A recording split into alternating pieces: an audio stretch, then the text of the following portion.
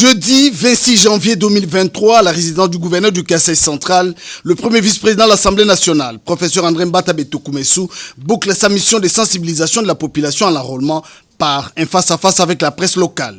Dès l'entame, le numéro 2 du Parlement, preuve à l'appui, dresse un bilan positif du quinquennat de Félix Tshisekedi à la magistrature suprême 4 ans après. Aucun candidat ne pèse par rapport à Félix Antoine Tshisekedi Tshilombo qui sera réélu et massivement réélu à cause de ce qu'il a fait. Mais c'est le pape qui vient, le souverain pontife. Mais il vient sous quel mandat? Mais il vient quand Félix Antoine Tshisekedi Tshilombo est président de la République. Il ne pouvait pas venir avant.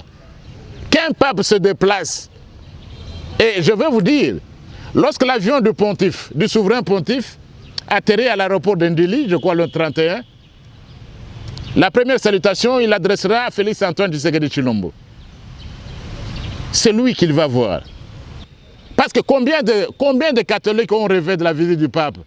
Il a fallu attendre la présence de Félix Antoine Tshisekedi Tshilombo pour que le pape finalement arrive. Et je comprends que ces catholiques, qui ont, pour eux c'est très important, et nous sommes des catholiques, mais ils vont voter massivement pour Félix Antoine Tshisekedi Tshilombo.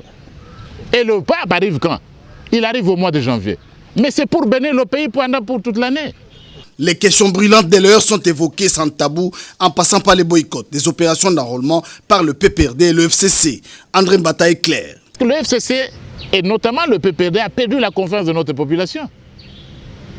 C'est pourquoi ils ont choisi de ne pas s'enrôler. Et ils ne sont même pas tous. Vous parlez de quelle opposition? Parce qu'il y a des membres du FCC, même du PPRD, qui sont en train de s'enrôler. Ils n'ont pas de candidat présidentiel, ils n'ont pas de candidat de poids, et nous comprenons facilement qu'ils refusent de s'enrôler.